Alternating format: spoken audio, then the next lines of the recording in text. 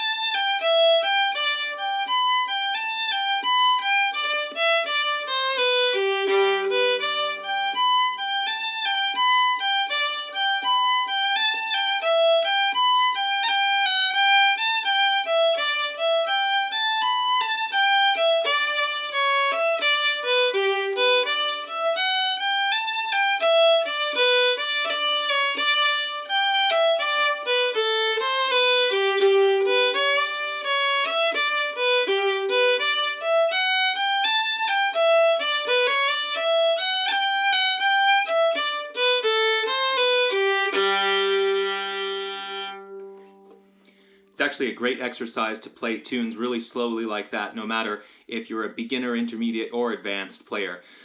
So, let's talk about this tune from the very top and talk about some of the bowing strategies that will really benefit us in this and, as I said, in any other reel that you want to learn.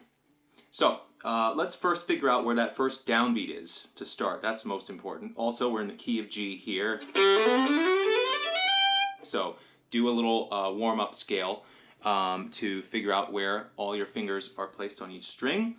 Now,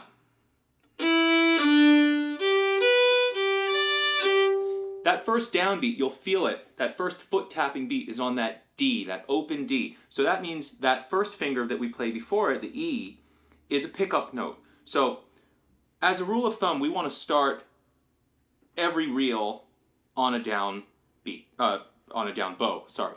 Every down beat on a down bow, pretty much. At the top of phrases and nearly every measure, actually. So we're going to slur into this one. So we'll slur into it, starting on a down bow from that pickup.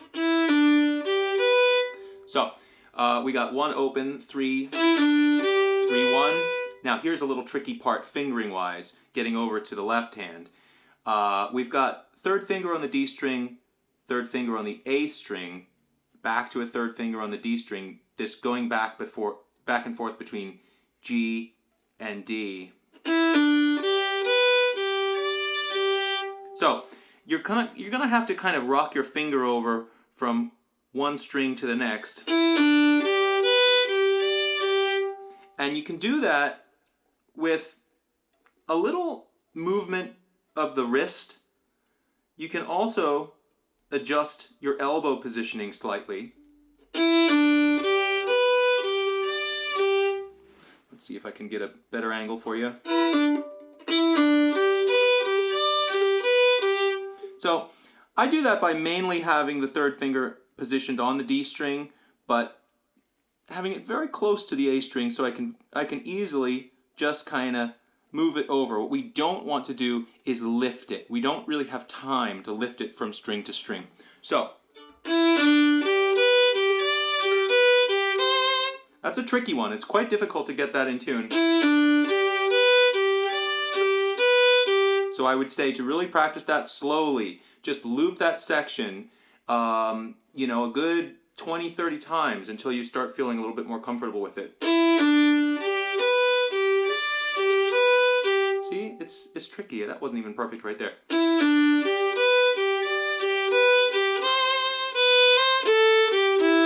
All right, let's move on. So the next phrase.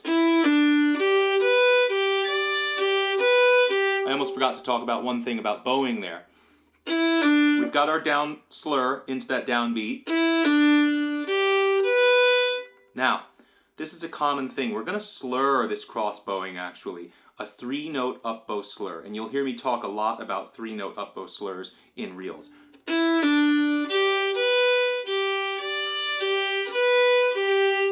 Now, that is a very important slur there that falls in the middle of that measure. It's very, very common in reels, especially when we have a measure like that that's just all eighth notes. We've got 8 eighth notes in that measure.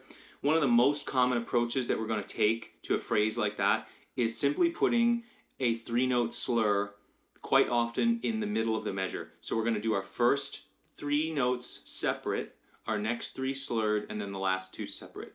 So that's 3, 3, and 2. So it's going to look like this. If we just start, let's just start from that downbeat without the pickup note.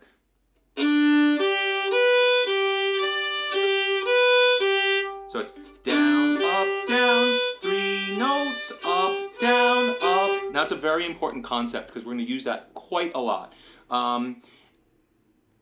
It may be a little bit easier at first to do that single bowed because of that 3-3-3 action on the left hand. So you're welcome to do that for now as well. But if you were to place a slur in that measure, that's where I would put it, right in the middle of the measure. It's also important to emphasize that middle note of those 3-note slurs because that is our second downbeat. So finally, moving on to the next measure.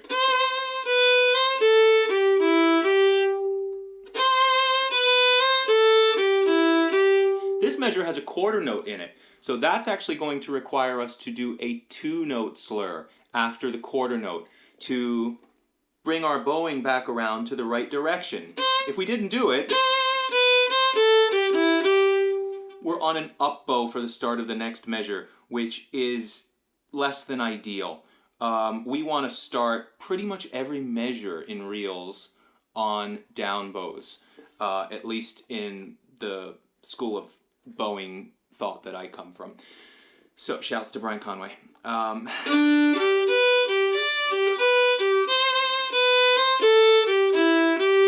The only exception would be if we're doing a slur over a bar line. So again, let's go over that phrase, those 2 measures together. 1, 2, 3, and.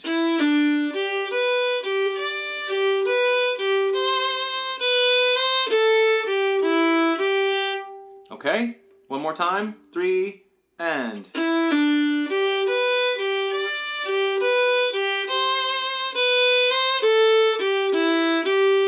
All right, moving on to the next phrase.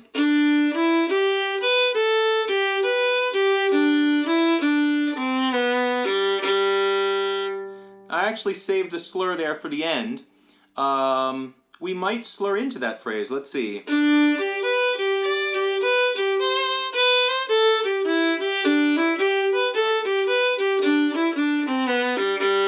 Yeah, so let's try and do that.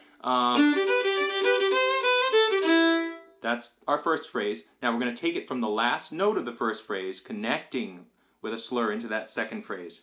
A 3-note slur, which is actually over the bar line here. Let's just try that. Now, an important thing to note about the left hand here is we're going to try and keep that third finger down because we're going right back to it a couple of times. Leave it down here. You see, we come back to it twice in quick succession, so there's no need to be lifting it up. This way, first of all, it's less work. I always want to make the fingering as little work as possible. That's my approach, really. Just trying to be as lazy as possible with the fingering. So we want to leave it down, and also, if you put it down in tune the first time, it's guaranteed to be in tune every other time you hit it. So, moving on.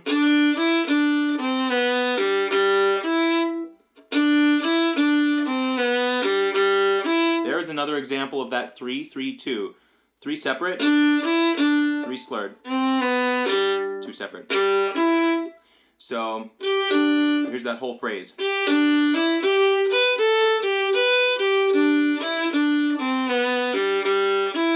One more time.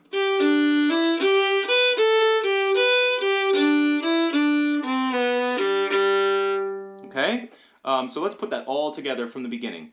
1, 2, ready, and.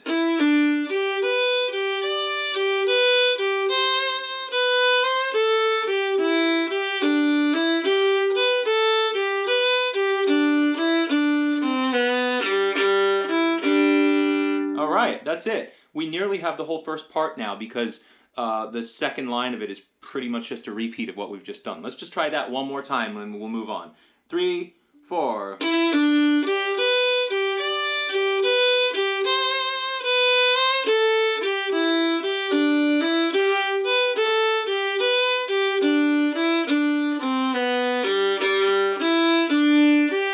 That's how we're going to move into the next phrase. That pickup note, if you will, is an up bow. Up, down. We want to hit that next phrase on a strong down bow, always.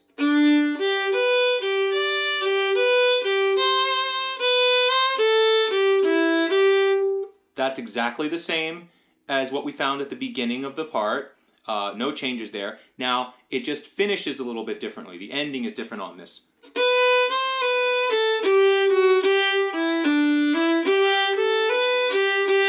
Let's see what we want to do with the slurring here. We have plenty of options, a lot of good options here.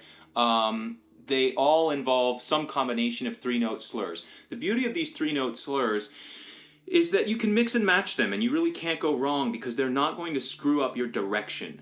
A 3-note slur will always result in, as long as it's just straight 8th notes running, it'll always result in you winding up on a down bow for the start of the next phrase. So let's see. There, I just did 1. Maybe this time I'll do 2. That was 2. Here's 3.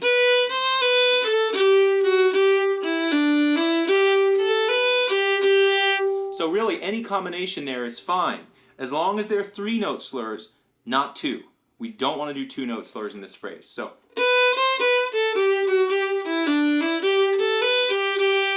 All right. There's a little grace note you could throw in there.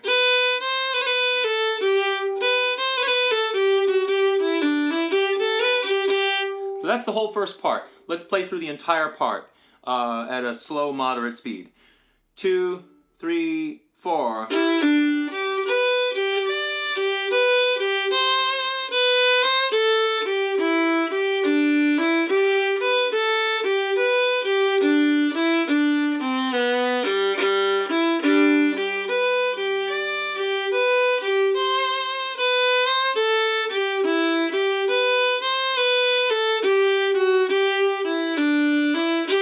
Repeat.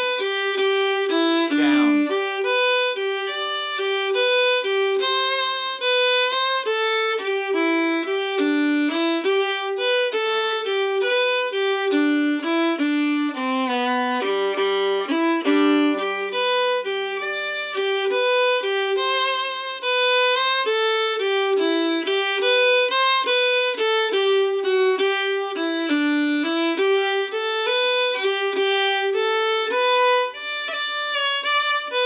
Here we go with the second part. Again, always starting down. Up, that's our pickup note from the last note of the first part. Up, down. Now, You might notice that I did our 3-note slur in that first phrase in a different spot. I didn't put it in the middle of the measure with that 3-3-2 pattern that we talked about before. I went down, and then I do it right now. Sorry. That's another common placement of it there, which would be on notes connecting notes 2, 3, and 4 of a measure.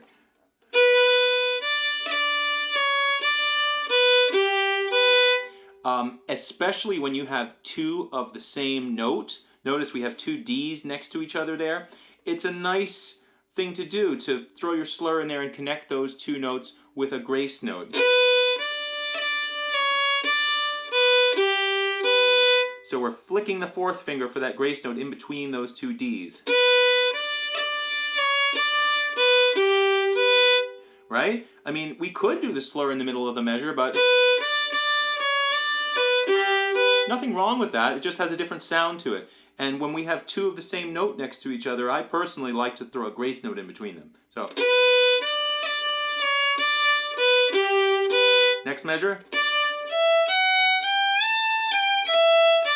Very standard there. 3, 3, 2. 3 separate, 3 slurred, 2 separate.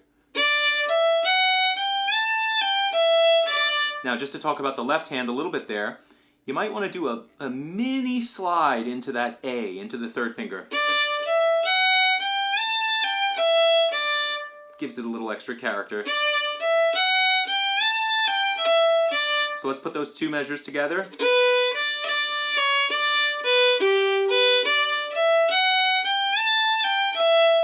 And again, 2, 3, and.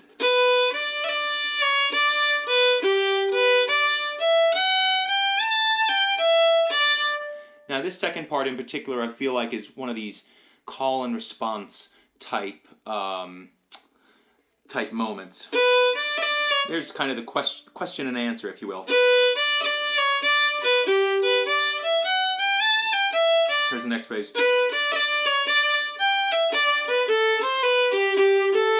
To me it sounds kind of like a little musical conversation.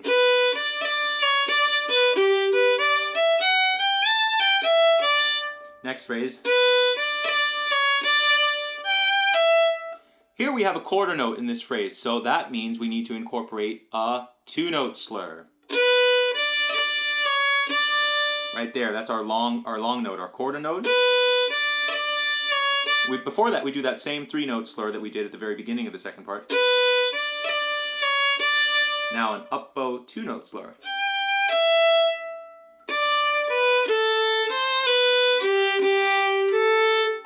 Again.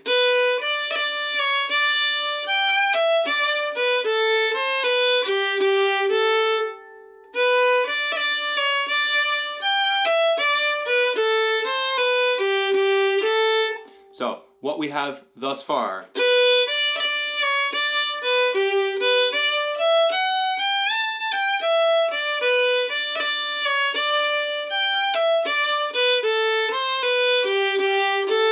One more time. 2, 3, and.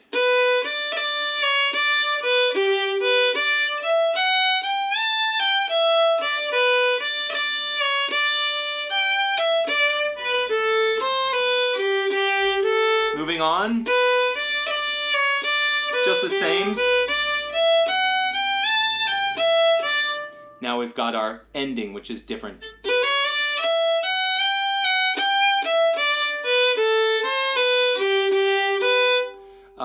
The very end of it is actually, it finishes the same, but we have this little triplet.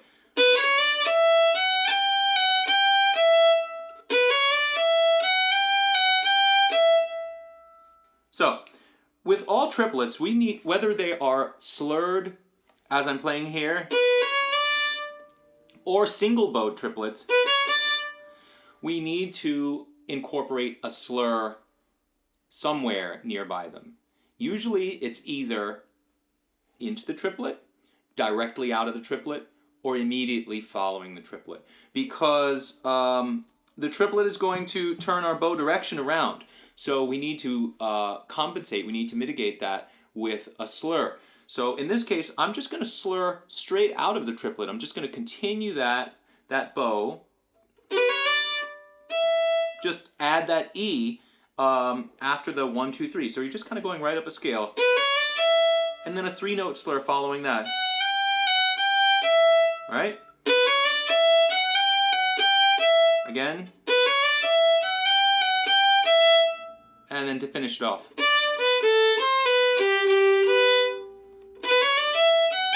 You can throw a grace note in there.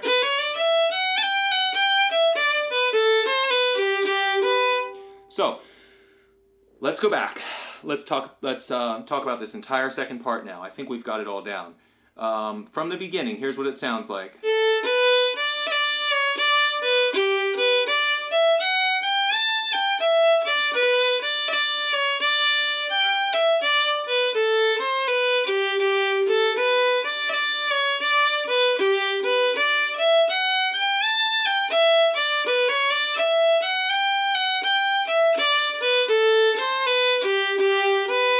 That's it. Now, on to our third part. This is a long tune. A lot going on here. Now, bowing-wise, that phrase there is quite standard. That's just going to be 3, 3, and 2. Left hand is where we really need to be careful here. To really reach for that fourth finger, that B, to make sure that's nicely in tune.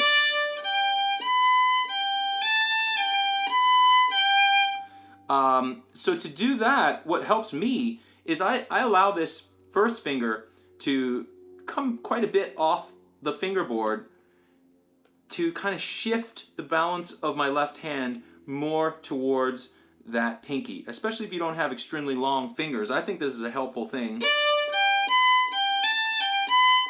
You notice it's almost like an involuntary movement that I'm doing there, where my first finger kind of comes back a bit when I go to put that fourth finger down. So that's my little tip there. You can see if it works for you. Right? Next bit. Same exact bowing there. Let's put those together.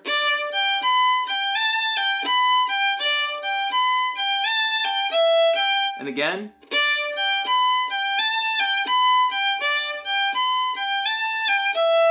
One more.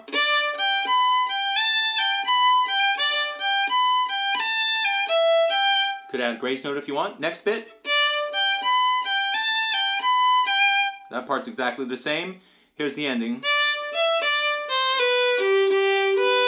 Again, this bowing pattern is just copy and pasted through every measure of this part.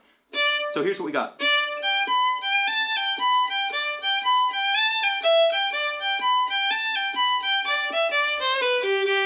Now, I don't really mind if you use a fourth finger on that last phrase to avoid a string crossing.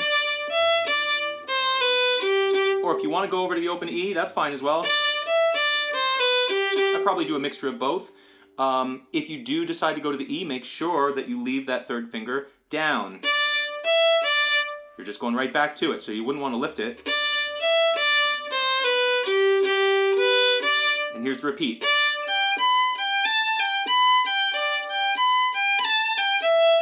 It has a second ending. Here it goes.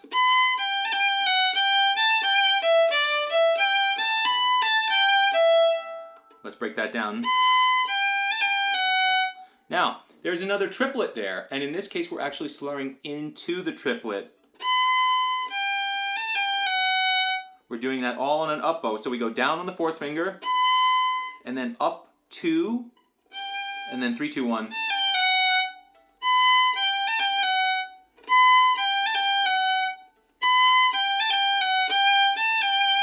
We can put a 3-note slur in there if we want.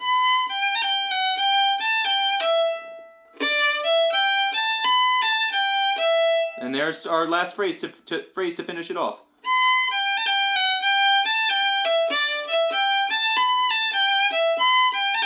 Or single. That's the beauty of those 3-note slurs, is that you can just mix and match them, as I said. And here we go into our last part, which is almost identical to the second part. You already know this part pretty much. It starts off a little bit different, but it's just basically the same.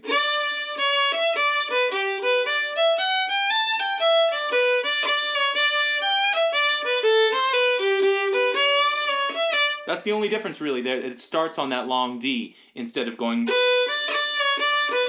It goes.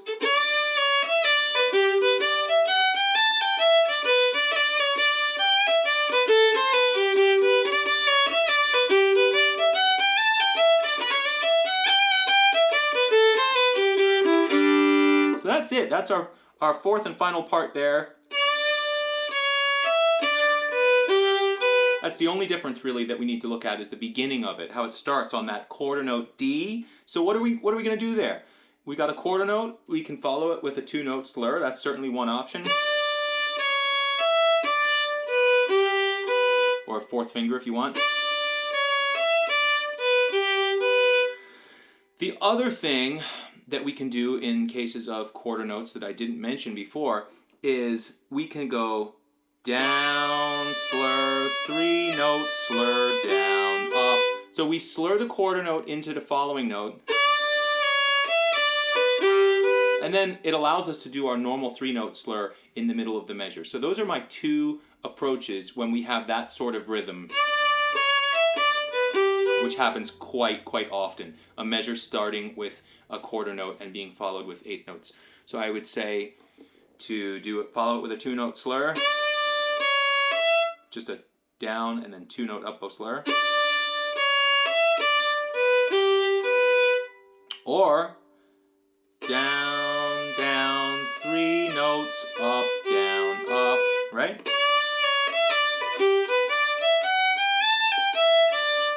Here's that triplet again.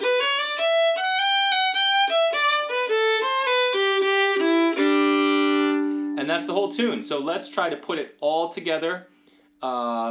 Nice and easy, nice and slow, and then I'll pick it up one more time and try to throw in a few more advanced variations and bits of ornamentation for you.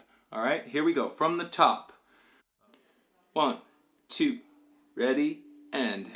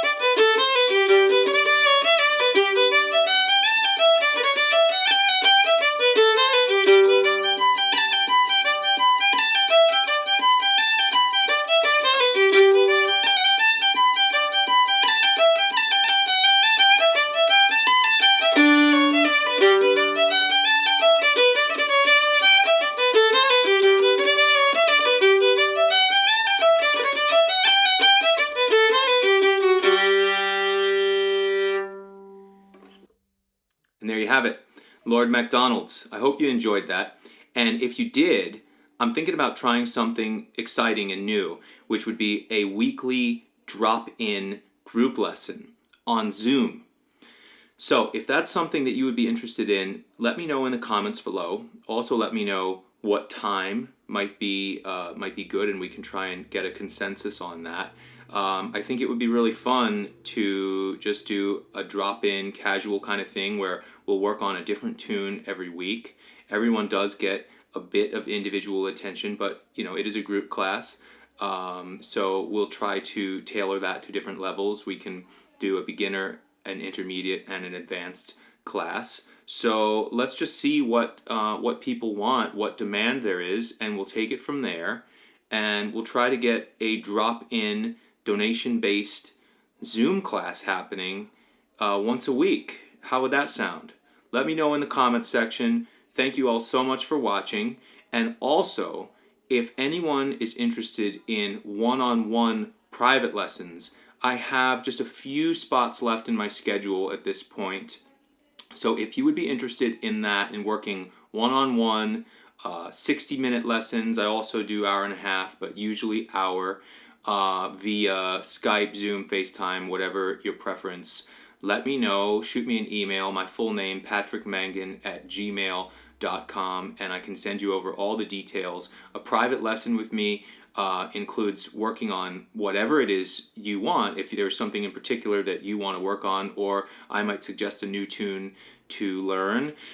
So it's about not only building repertoire of common session tunes or less common ones, but really developing the skills that will help you to learn anything going forward on your own. I do prefer to learn by ear, but I do provide sheet music if you would like, and I provide an MP3 recording of whatever tune we're working on each week as well. So if you're interested in one-on-one lessons, do drop me a line, patrickmangan@gmail.com.